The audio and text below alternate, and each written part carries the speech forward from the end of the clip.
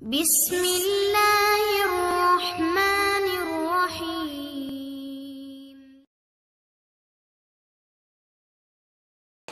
بسم اللہ الرحمن الرحیم۔ الحمدللہ، درس قرآن کی یہ نشست نمبر 59 ہے، اور اس سے پہلے سورۃ النساء کی آیت نمبر 3 تک درس دیا جا چکا ہے، اور آج یہاں سے آگے یعنی سورہ نساء کا یہ پہلا رکوع ہے، درس دیا جائے گا۔ یہ جو پچھلی تیسری آیت تھی، اس میں اللہ تعالیٰ نے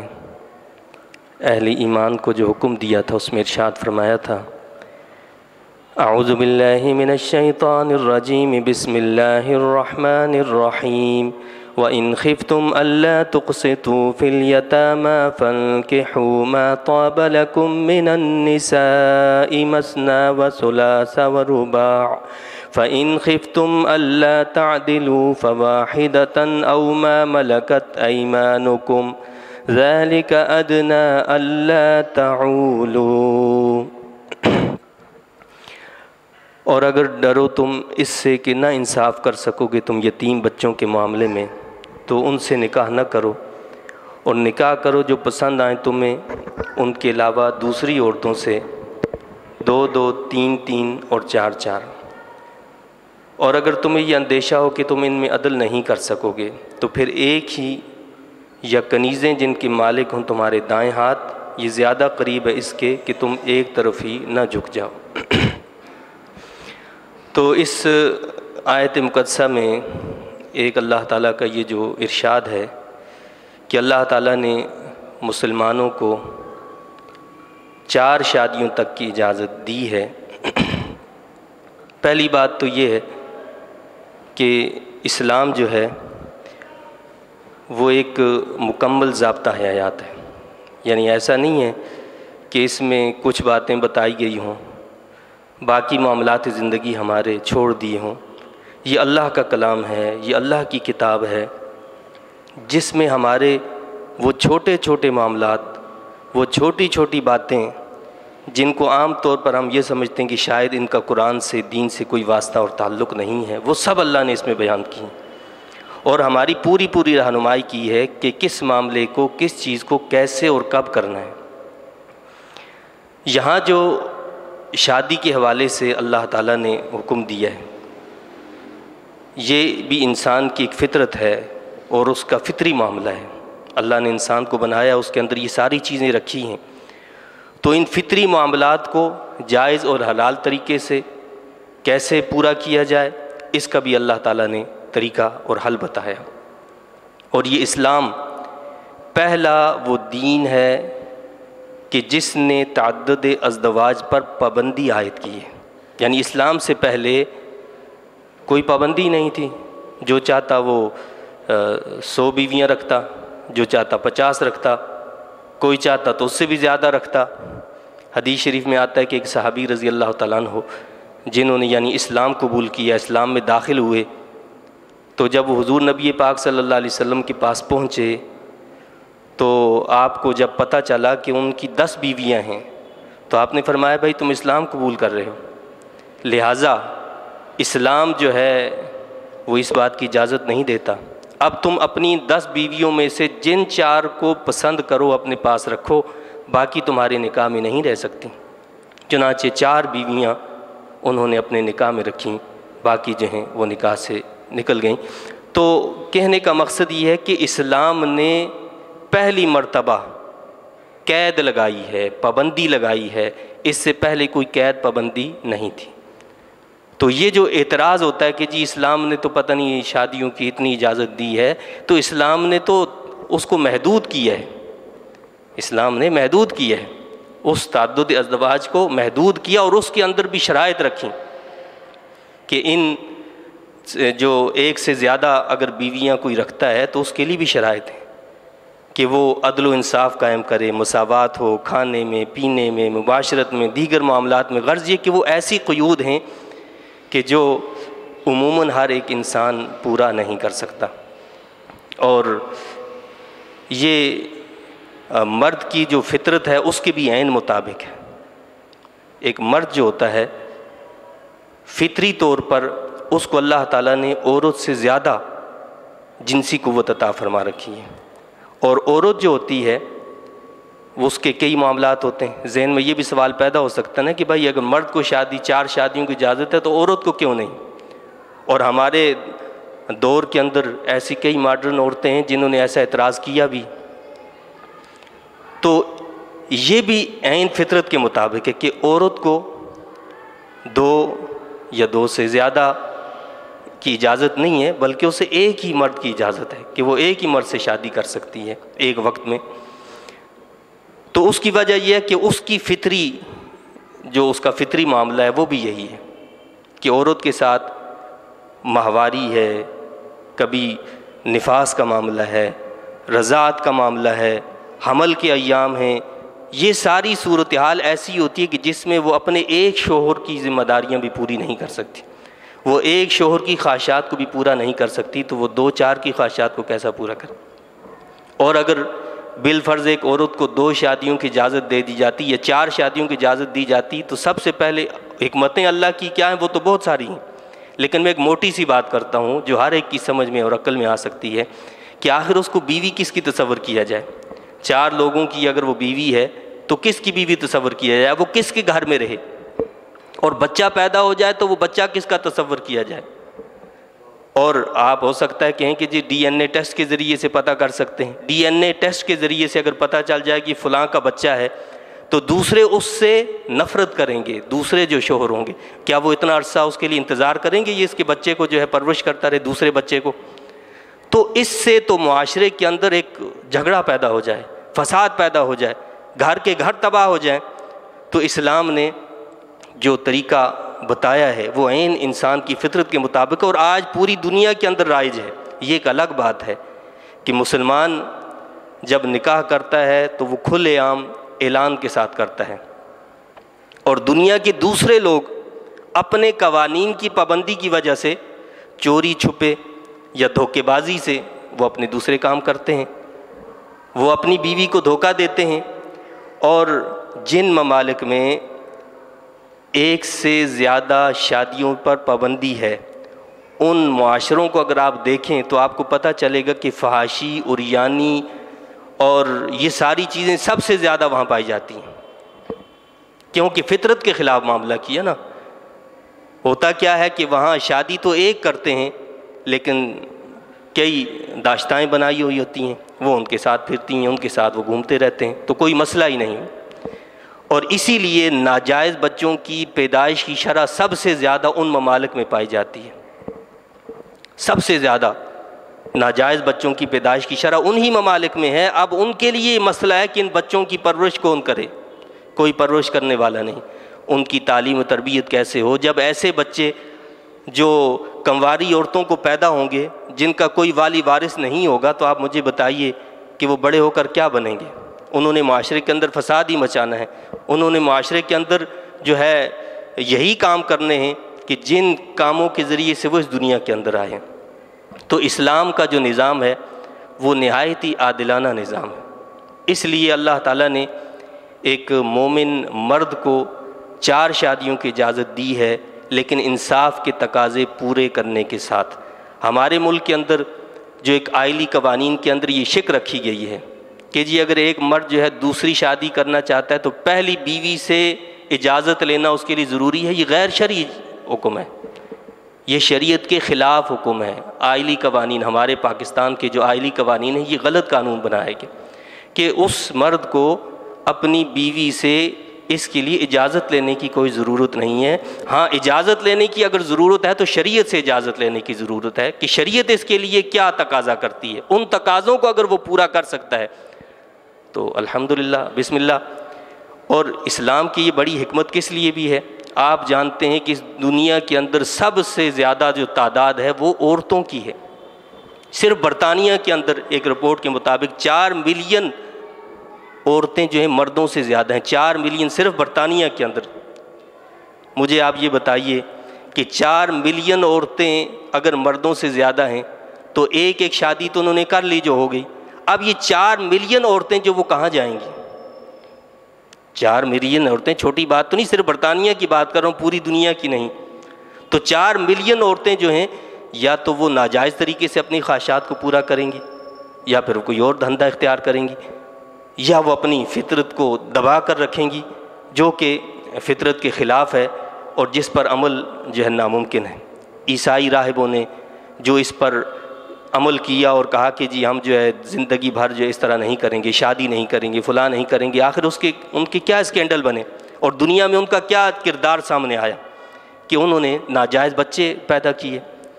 تو یہ ایک فطری تقاضا ہے جس کو فطرت کے مطابق انسان کو اختیار کرنا چاہیے۔ تو اللہ تعالیٰ نے، چونکہ یہ اللہ کی کتاب ہے اور اللہ تعالیٰ ہمارے بارے میں سب سے زیادہ جانتا ہے، اسی نے ہمیں بنایا ہے، اسی نے ہمیں تخلیق کی ہے، وہ ہماری طبیعت کو جانتا ہے، وہ ہماری فطرت کو جانتا ہے، وہ ہماری خواہشات کو جانتا ہے، وہ ہمارے میلان کو جانتا ہے، اس لیے اس نے فطری تقاضوں کو شریعت کے مطابق ڈھالنے کا حکم دیا اور اس کے لیے احکامات دیے۔ چنانچہ آگے اسی حوالے سے پھر یہ بتایا گیا ہے، چونکہ شادی کی بات ہو گئی، شادی کے بعد شادی کے ساتھ جو ایک معاملہ اٹیچ ہوتا ہے وہ ہوتا ہے مہر کا۔ اللہ نے اس کے بارے میں حکم دیا، وَآتُوا النِّسَاءَ صَدُقَاتِهِنَّ نِحْلَةً فَإِن طِبْنَ لَكُمْ عَن شَيْءٍ مِّنْهُ نَفْسًا فَكُلُوهُ هَنِيئًا مَرِيئًا، اور دیا کرو اپنی عورتوں کو ان کے مہر خوشی خوشی۔ اب یہ مہر کا معاملہ بھی بڑا عجیب سا ہے کہ اسلام وہ پہلا دین ہے کہ جس نے عورت کے حق کی حفاظت کی اور نکاح کے ساتھ مہر کو جو ہے لازمی قرار دیا کہ مہر بھی ہونا چاہیے۔ اب مہر کے معاملے میں ہر علاقے، ہر قوم کا اپنا ہی انداز اور طریقہ ہے، اسلام کا اپنا طریقہ ہے۔ ہم لوگ عموماً، ہمارا مزاج ہی یہی ہے کہ ہم عموماً رسوم و رواج پر چلتے ہیں اور ہر معاملے کو اسی پر ناپتے تولتے رہتے ہیں، جبکہ اسلام نے ہمیں مکمل ہدایات دی ہیں، تعلیم دی ہے۔ تو پہلے عربوں کے اندر یہ ہوتا تھا کہ نکاح ہو جاتا، اگر مہر جو ہے وہ دیتے ہی نہیں تھے، اور اگر کہیں دیا بھی جاتا تو زبردستی دیا جاتا تھا۔ کہیں ایسا ہوتا تھا کہ اگر مہر دیا جاتا تو وہ اس کے ولی کو دیا جاتا،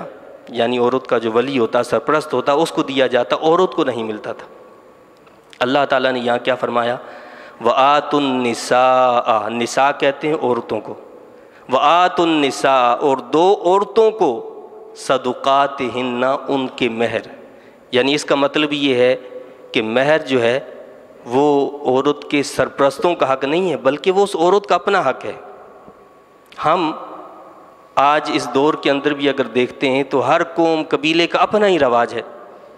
کوئی شخص جو ہے وہ لاکھوں روپیہ بلکہ کروڑوں روپیہ شادی پر خرچ کرے گا، لیکن جہاں شرعی بات آئے گی، مہر کا معاملہ آئے گا، تو وہاں کہے جی بس شریعت کے مطابق ادا کر دیں، اور شریعت کے معاملے کا بھی پتہ ہی نہیں ہے۔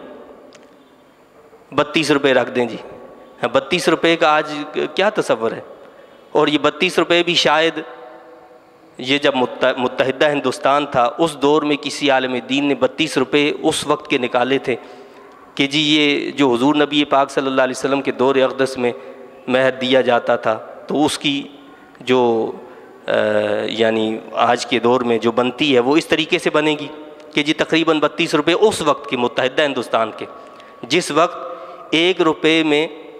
4 سیر گھی دیسی آیا کرتا تھا، دیسی گھی 1 روپے میں آتا تھا۔ 4 سیر جو ہوتا ہے وہ کلو سے زیادہ ہوتا ہے، یعنی آپ یوں سمجھ لیں تقریباً 5 کلو دیسی گھی 1 روپے میں آیا کرتا تھا اس وقت، اور لوگوں کی تنخواہیں 1 روپے سے لے کر 4 روپے تک ہوا کرتی تھی، اور سونا جو تھا وہ 5 روپے کا تولہ تھا، 5 روپے تولہ سونا تھا اس وقت 32 روپے، اور آج تک لوگ جو اسی کو لے کر چل رہے ہیں جی 32 روپے، پتہ نہیں کسی نے کیا رکھا ہوا ہے، کسی نے کیا رکھا ہے۔ بڑے بڑے خاندانوں کا ہم نے دیکھا وہ کروڑوں روپیہ خرچ کر رہے ہیں شادی پر، لیکن جب آپ دیکھیں مہر کیا رکھتے ہیں کہ جی مہر بس 1000 روپے، 5000 روپے، 10,000 روپے، تو ایسا نہیں ہے، یہ زیادتی ہے، یہ اسلام کے نظام کے ساتھ مذاق ہے، یہ تو کھیل تماشا ہے۔ اسلام نے جو مہر کے احکامات دیے اس میں شوہر کی حیثیت کو سامنے رکھا گیا ہے، یعنی ایسا نہیں ہے کہ آپ اپنے رواج کے مطابق، اپنی قوم کے مطابق، اپنے نسل کے اعتبار سے رکھیں، نہیں، یہ کوئی بھی وہ چیز نہیں ہے، بلکہ آپ نے یہ دیکھنا ہے کہ جس سے آپ کی بہن کی، آپ کی بیٹی کی، کسی اور کی شادی ہو رہی ہے تو اس کی حیثیت کیا ہے۔ اب پتہ چلا کہ وہ بیچارہ جو ہے ماہانہ 15-20 ہزار روپے کماتا ہے، آپ لاکھوں روپے اس پہ اگر اس کا مہر رکھو گے تو وہ کیسے ادا کرے گا؟ زندگی بھر وہ ادا نہیں کر سکے گا۔ اور ایک بندہ جو ہے لاکھوں کماتا ہے، آپ اس کے لیے 10-12-15 ہزار رکھتے ہیں، اور اس کو اپنی ناک کا مسئلہ سمجھا جاتا ہے۔ بعض خاندانوں میں یہاں تک ہوتا ہے، کہتے ہیں کہ نہیں جی آپ، یعنی وہ غریب ہے بندہ جس سے شادی کی جا رہی ہے، لڑکا غریب ہے، وہ لاکھوں روپیہ رکھیں گے، جائیداد بھی رکھیں گے، تو کہتے ہیں کہ جی کوئی مسئلہ نہیں، یہ تو صرف لکھنے کے لیے، دینا لینا کس نے ہے؟ نہ لینا ہے ہم نے دینا، بس یہ صرف لکھنا ہے،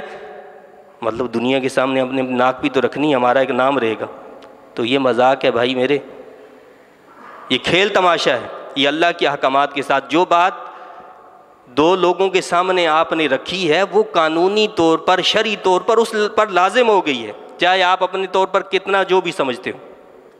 یا جیسے ہمارے ہاں کراچی کے اندر کیا ہوتا ہے، عموماً میں رکھ تو دیا جاتا ہے لیکن پتہ ہوتا ہے، انڈرسٹوڈ ہوتا ہے کہ نہ ہم نے لینا ہے نہ انہوں نے دینا ہے۔ حدیث شریف میں آتا ہے، حدیث پاک کا مفہوم ہے کہ جس نے نکاح کیا اور اس کی نیت یہ تھی کہ میں مہر نہیں دوں گا،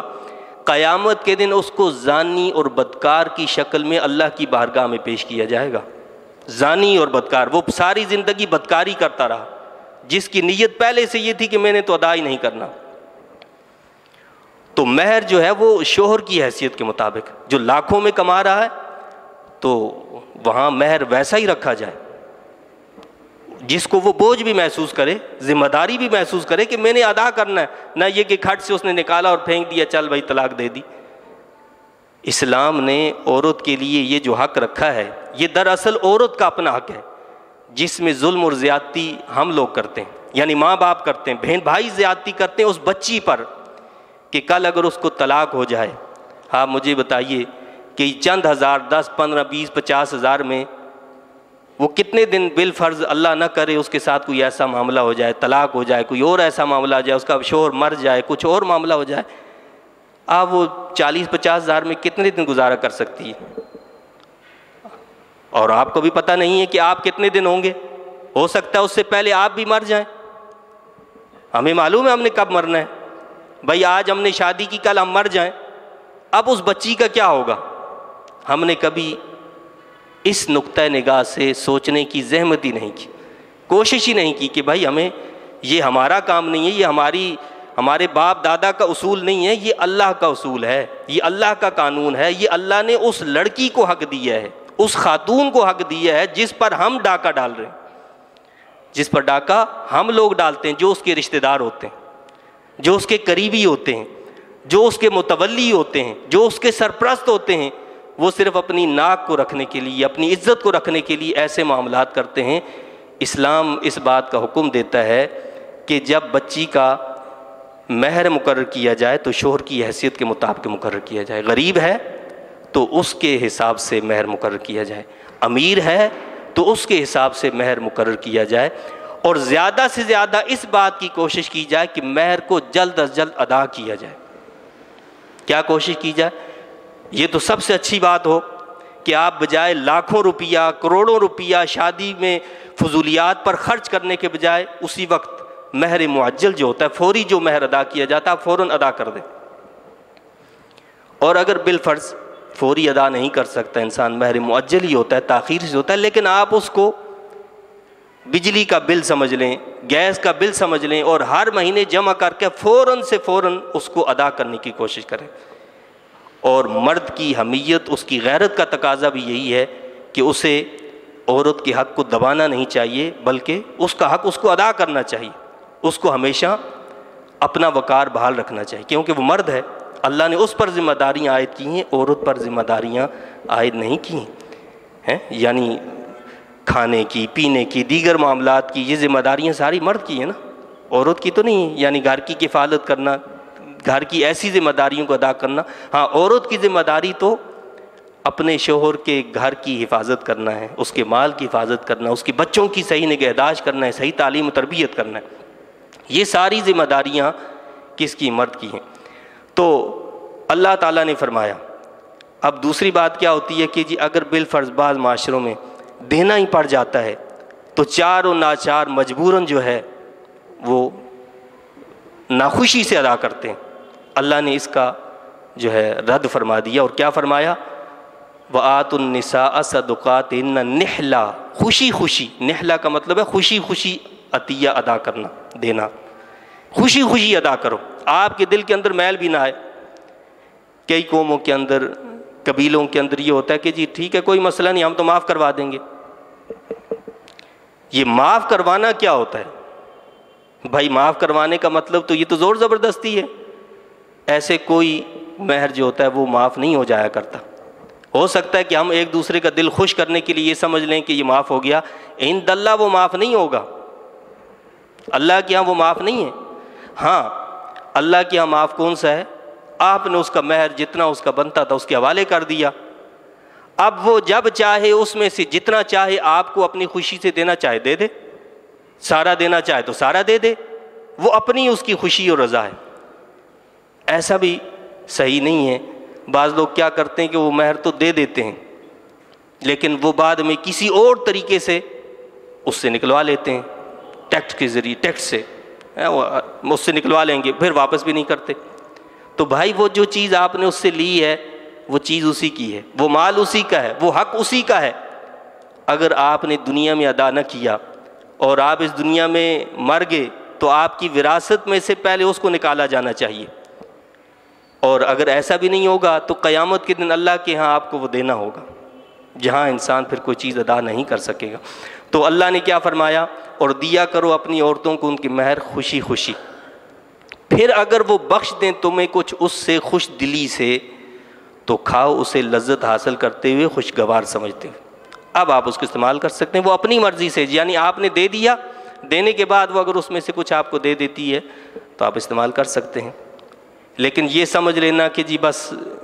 یہ صرف ایک قانونی کارروائی ہے، یہ غلط ہے۔ بعض علاقوں میں یہاں تک ہم نے دیکھا، ہم نے اپنے کانوں سے سنا کہ جی مہر لکھوا دو، بس کیا لکھوا دو کہ جی فلاں زمین لکھوا دو، فلاں گائے لکھوا دو، فلاں بھینس لکھوا دو، فلاں چیز لکھوا دو۔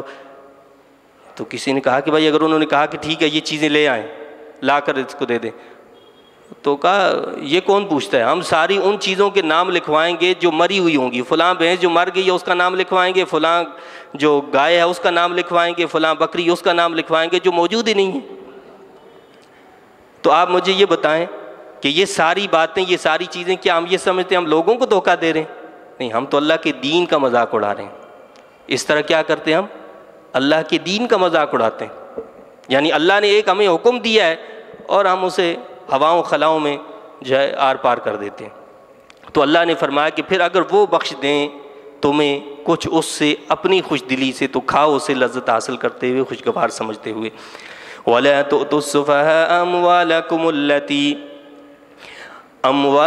الَّتِي جَعَلَ اللَّهُ لَكُمْ قِيَامًا وَارْزُقُوهُمْ فِيهَا وَاكْسُوهُمْ وَقُولُوا لَهُمْ قَوْلًا مَعْرُوفًا، اور نہ دے دو نادانوں کو اپنے مال جنہیں بنایا اللہ تعالیٰ نے تمہاری زندگی کے لیے سہارا۔ اب پیچھے چونکہ یتیموں کا ذکر تھا، اسی حوالے سے یہ بتایا گیا ہے، اور صرف یتیموں ہی کی بات نہیں ہے بلکہ جنرل بات اللہ نے بتائی ہے، اور نہ دے دو نادانوں کو اپنے مال جنہیں بنایا اللہ تعالیٰ نے تمہاری زندگی کے لیے سہارا۔ یعنی یہ مال بھی جو ہے یہ ایسی چیز نہیں ہے کہ اس کو ایسے ہی ضائع کر دیں، یہ اللہ کی بہت بڑی نعمت ہے۔ اللہ نے کسی کو مال دی ہے، دولت دی ہے، یہ اللہ کی نعمت ہے، اس کی قدر کرنی چاہیے، ناقدری نہیں کرنی چاہیے۔ ناقدری کیا ہے کہ بے وقوفوں کو دے دیا، جو سمجھ نہیں رکھتے ان کو دے دیا۔ آپ بتائیں کہ ناسمجھ بچوں کو، ناسمجھ لوگوں کو وہ مال دے دیا جائے، اس کو اڑا دیں گے فضولیات میں۔ اللہ فرماتا ہے کہ نہیں، ایسا نہیں کرنا، اور نہ دے دو نادانوں کو اپنے مال جنہیں بنایا اللہ تعالیٰ نے تمہاری زندگی کے لیے سہارا۔ اس مال کو ایسے ہی نہیں دینا چاہیے، بلکہ سمجھ ان کے اندر پیدا ہو اس کے بعد دینا چاہیے۔ آگے اللہ نے بتایا، اور کھلاؤ انہیں اس مال سے اور پہناؤ انہیں اور کہو ان سے بھلائی کی بات۔ یعنی جو سرپرست ہیں ان کو چاہیے کہ وہ جو یتیم بچے ان کی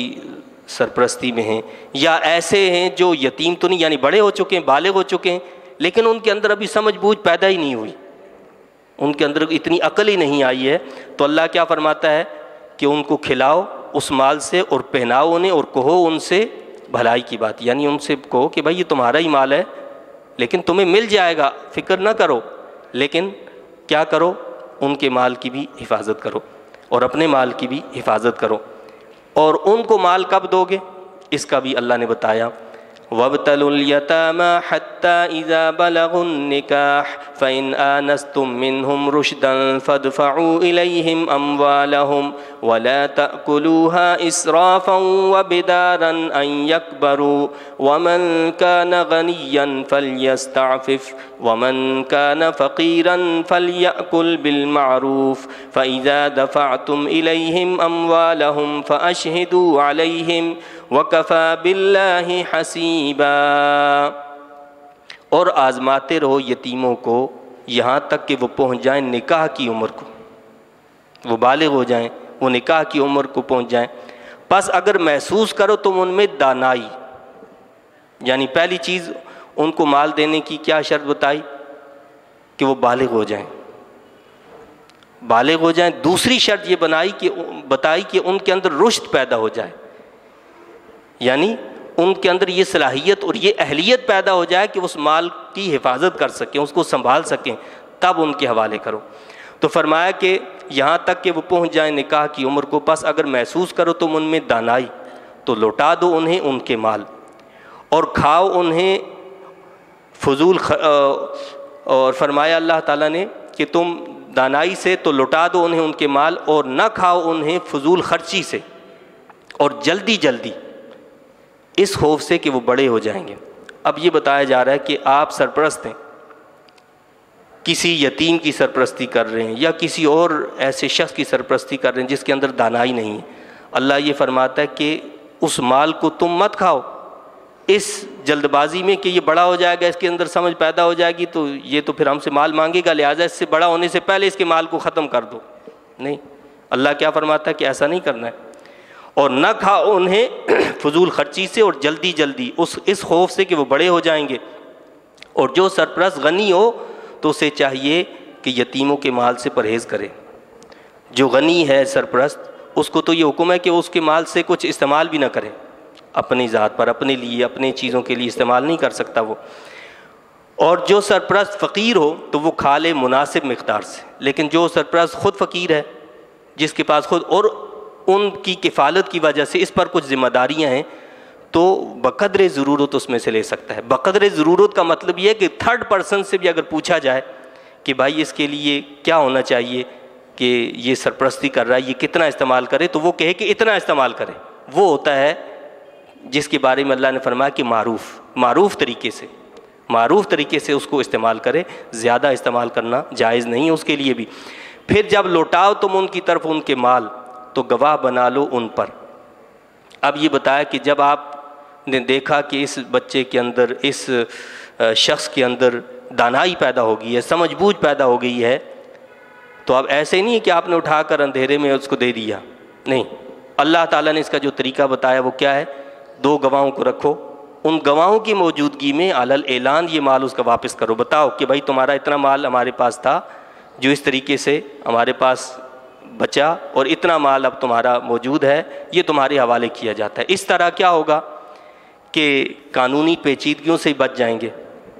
کوئی ایسا معاملہ ہو جاتا ہے، جھگڑا ہو جاتا ہے، کوئی ایسا اختلاف پیدا ہو جاتا ہے، تو کل ان چیزوں سے بھی نمٹنے میں آسانی ہو جائے گی۔ تو اللہ نے فرمایا کہ ان کو ان کے مال دو، لیکن اس پر کیا کرو، گواہ بنا لو، اور کافی اللہ تعالیٰ حساب لینے والا۔ لیکن یہ بھی وضاحت کر دی اللہ تعالیٰ نے کہ یہ خیال رکھو، ہو سکتا ہے گواہوں کے سامنے، لوگوں کے سامنے تم مطمئن کر دو کہ تم نے بڑے انصاف سے کام لیا ہے اور اس کا حق پورا اس کو دے دیا ہے، وَكَفَى بِاللَّهِ حَسِيبًا، اور کافی اللہ تعالیٰ حساب لینے والا۔ یہ خیال رکھو ایک دن اللہ بھی حساب لے گا تم سے، اس بات کا دھیان رکھنا، دنیا کے سامنے تو تم نے معاملات طے کر دیے ہوگے، لیکن ایک دن وہ آنے والا جب اللہ حساب لے گا، وہاں کچھ نہیں چھپا سکو گے، لہٰذا انصاف سے کام لو۔ للرجال نصیب مما ترک الوالدان والاقربون وللنساء نصیب مما ترک الوالدان والاقربون مما قل منه او کثر نصیبا مفروضا۔ اب اللہ تعالیٰ نے یہاں وراثت کے حوالے سے تھوڑا سا ذکر کیا ہے، ورنہ اگلا رکوع پورا جو ہے وہ وراثت کے حوالے سے آ رہا ہے۔ یہاں اللہ تعالیٰ نے وراثت کے حوالے سے بتایا ہے، اور یہ پہلی مرتبہ ہے کہ جب اسلام نے اعلان کیا ہے کہ عورت کے پاس وراثت کا حق بھی موجود ہے، ورنہ اسلام سے پہلے تو عورت کو خود وراثت میں تقسیم کر لیا جاتا تھا، عورت ورثے میں تقسیم ہو جایا کرتی تھی۔ بعض علاقوں میں تو یہ تھا کہ اگر کوئی شخص مر جاتا تو اس کا بڑا بیٹا سارے مال کا، ساری جائیداد کا مالک بن جاتا اور باقی سب محروم رہتے۔ بعض جگہ یہ تھا کہ جو بالغ ہوتے تھے بچے، جو نوجوان ہوتے تھے، جو جنگوں میں لڑ سکتے تھے، وہ مالک ہو جاتے تھے، جو بیوہ ہوتی تھی، چھوٹے بچے ہوتے تھے، وہ محروم رہتے تھے، عورت کو بہرحال حصہ نہیں ملا کرتا تھا۔ 1925 کے بعد جو ہے یہ آپ کے یورپ کے اندر بھی عورت کو حصہ دیا گیا، اور اب عورت کی ملکیت وہاں اب کیا بنا دیا گیا کہ جی عورت مالک ہوگی، شوہر مر جائے تو ساری جائیداد کی مالک عورت ہوگی، بچوں کو کچھ نہیں ملے گا۔ یہ ساری ناانصافیاں، اسلام نے جو نظام دیا ہے وہ عادلانہ نظام۔ تو اللہ نے اعلان کیا، قرآن میں اعلان کیا، مردوں کے لیے حصہ اس میں سے جو چھوڑ گئے ماں باپ اور قریبی رشتہ دار، اور عورتوں کے لیے حصہ اس میں سے جو چھوڑ گئے ماں باپ اور قریبی رشتہ دار، اس ترکے سے خواہ تھوڑا ہو یا زیادہ،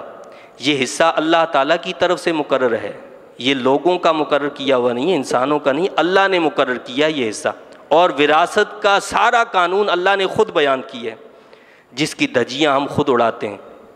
آج ہماری ماؤں کو، بہنوں کو ہم حصہ دیتے ہیں؟ کوئی بھی نہیں دیتا۔ بہن بیچاری شرماتی رہتی، میں مانگوں گی کہیں گے کہ بہن کیسی ہے، ماں بیچاری وہ بھی خاموش رہتی ہے، میں کیا کہوں۔ اسلام نے حصہ دیا ہے، قرآن نے حصہ دیا، اللہ نے خود حصہ مقرر کیا ہے ہر ایک کا، اس میں میرا آپ کا اختیار ہی نہیں ہے، بلکہ اللہ تعالیٰ نے اپنے حبیب علیہ الصلوۃ والسلام کو بھی اس میں یہ حکم نہیں دیا کہ آپ اپنی طرف سے اس کو بیان کریں، یعنی آپ خود اس کے بارے میں طے کر لیں۔ اللہ نے خود طے کر کے بتایا ہے اس حکم کو، یہ حصے اللہ نے خود مقرر کیے ہیں۔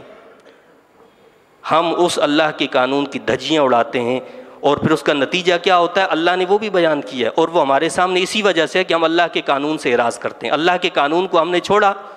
تو ساری وبائیں، سارے عذاب، سارے جھگڑے وہ ہمارے گھروں کے اندر داخل ہو گئے۔ تو اللہ نے فرمایا کہ اور عورتوں کے لیے بھی حصہ اس میں سے جو چھوڑ گئے ماں باپ اور قریبی رشتہ دار، اس ترکے سے خواہ تھوڑا ہو یا زیادہ، یہ حصہ اللہ تعالیٰ کی طرف سے مقرر ہے۔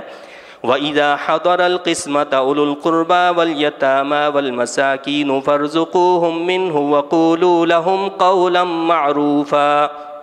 اور جب حاضر ہوں ورثے کی تقسیم کے وقت غیر وارث رشتہ دار، جو وارث نہیں وہ بھی آ جائیں، وراثت تقسیم ہو رہی ہے، یتیم بچے اور مسکین، تو دو انہیں بھی اس سے اور کہو ان سے اچھی بات۔ یعنی جب ایسے لوگ اس وقت آ جائیں وراثت تقسیم کرتے وقت، تو اپنے مال میں سے، جو بالغ لوگ ہیں وہ اپنے مال میں سے ان کو بھی کچھ نہ کچھ دیں، ان کو ایسے نہ جانے دیں، اور اگر نہیں دے سکتے تو کم از کم اچھی بات کے ذریعے سے ان کو وہاں سے ہٹائیں، ان کو جھڑکیں نہ، برا بنا نہ کہیں۔ وَلْيَخْشَ الَّذِينَ لَوْ تَرَكُوا مِنْ خَلْفِهِمْ ذُرِّيَّةً ضِعَافًا خَافُوا عَلَيْهِمْ فَلْيَتَّقُوا اللَّهَ وَلْيَقُولُوا قَوْلًا سَدِيدًا۔ اور چاہیے کہ ڈریں جو یتیموں کے سرپرست ہیں، اور سوچیں کہ اگر چھوڑ جاتے وہ اپنے پیچھے چھوٹے چھوٹے کمزور بچے، یعنی جن کی سرپرستی میں یتیم بچے ہیں یا نادان لوگ ہیں، وہ یہ بھی دھیان کریں کہ اگر بالفرض ان کا انتقال ہو جائے، ان کے چھوٹے چھوٹے بچے ہوں، ان کے لیے اس کی کیا وہ ہوگی، تصور کیا ہوگا، کیا خیال ہوگا، ان کی پرورش کیسی کی جائے، ان کی کفالت کیسی کی جائے، ان کا خیال کیسے رکھا جائے۔ اللہ نے انسان کی فطرت کو جھنجھوڑا ہے کہ ذرا غور کرو کیا فرمایا۔ اور چاہیے کہ ڈریں جو یتیموں کو سرپرست ہیں، اور سوچیں کہ اگر چھوڑ جاتے وہ اپنے پیچھے چھوٹے چھوٹے کمزور بچے تو وہ کتنے فکر مند ہوتے ان کے متعلق۔ پس چاہیے کہ وہ ڈریں اللہ سے اور کہیں ایسی بات جو بالکل درست ہو۔ ان الذین یأکلون اموال الیتامی ظلما انما یأکلون فی بطونہم نارا وسیصلون سعیرا۔ بے شک وہ لوگ جو کھاتے ہیں یتیموں کے مال ظلم سے، وہ تو بس کھا رہے ہیں اپنے پیٹوں میں آگ، اور ان قریب وہ داخل ہوں گے بھڑکتی آگ میں۔ اللہ تعالیٰ اس آگ سے ہم سب کی حفاظت فرمائے، اس سے بچائے، اور ان احکامات پر عمل کی توفیق عطا فرمائے۔ آمین۔ وآخر دعوانا ان الحمد للہ رب العالمین۔